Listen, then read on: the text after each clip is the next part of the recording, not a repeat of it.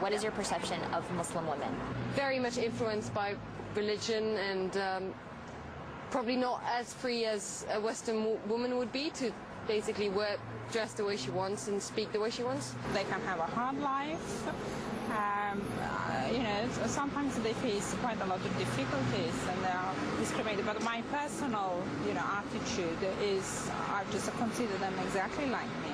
I don't really have a perception. I don't know any Muslim women to form an opinion, really.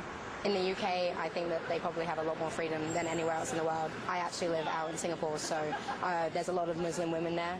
And I think that there are some times when they do have a lot of freedom, but there's a lot of times in certain countries where they're very repressed. So it really changes on where you are in the world. I guess quite repressed, or at least that's how it seems in general. Like when you walk around, they're always kind of, I mean, I don't really know.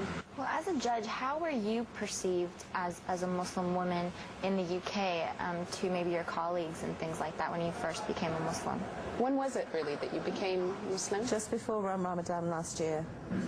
I don't at the present time make a big issue of it.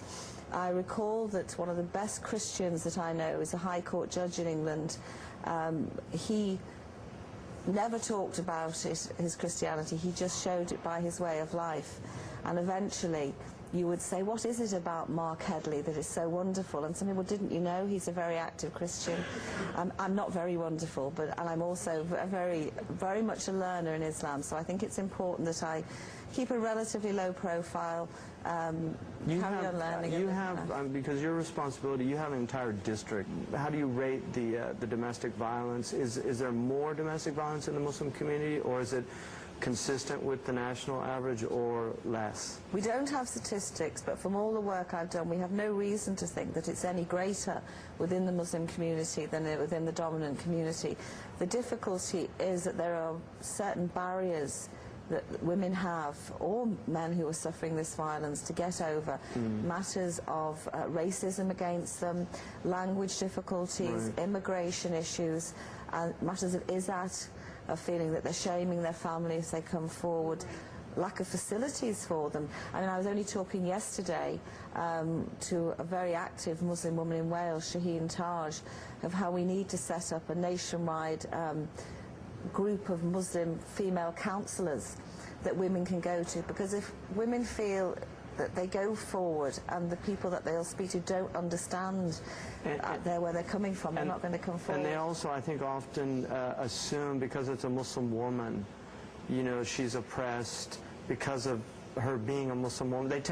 People tend to not be able to see it as this is a human problem. They really begin, just because of the mere fact it's a Muslim woman, there's an automatic assumption that it's related to the religion, which is a real problem. We seem to have an inability to really see ourselves. I didn't want to take my very smart hijab and abaya off when I came back from Saudi Arabia last week. I'd spent a lot of money on it. It was very nice. Very smart, isn't it? Very smart. Some of them are beautiful, with the sleeves. Yes. And also, partly because I didn't want to take it off, but secondly, as an experiment, I kept it all on going through Heathrow and Manchester Airport just to see what the reaction would be to me. And it only took minutes in Manchester Airport for a man to be very rude to me. Really? What happened? Which never happened before. It's never happened before. And people don't realize Get out of the way, you. You said to me. My wife, we were at a grocery store, and there was a Mexican girl was doing the thing, and the boy was up on she had the baby up on the thing because she was getting the things, and the girl said in Spanish to the other girl, just knock him over. And my wife just looked at her and she said, I speak Spanish, because my wife's Mexican, but she had a hijab. She just assumed she was Arab, And people have it's ignorance. Do you know what fascinates me? Sheikh Hans and I both come from Roman Catholic backgrounds, and nuns the world over who wear identical clothes. So the Kuwaiti women, Right. they look like Kuwaiti women. Right. Because you know the Kuwaiti women wear the white and with the black over it. Right. And regardless of anybody's religion, people have this very Veneration. positive view of nuns. If they see nuns in an airport, they'll smile at them. Look, there's some nuns. Isn't this nice? You know. They feel more comfortable Now, sometimes. Psychologically, I want to know the difference. Yeah. Yeah. Why are they It not is. The regarded image, as I think, that's... oppressed? Is it, how do you feel about that? Do you think this somehow will start changing this whole image and Not this... at the present time.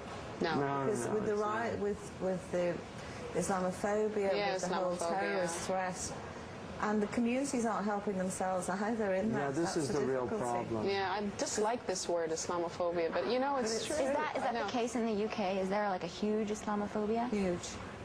Huge. It's growing on me. Yes. I didn't like the word before, Really? but I'm kind of Yeah. getting used to it now.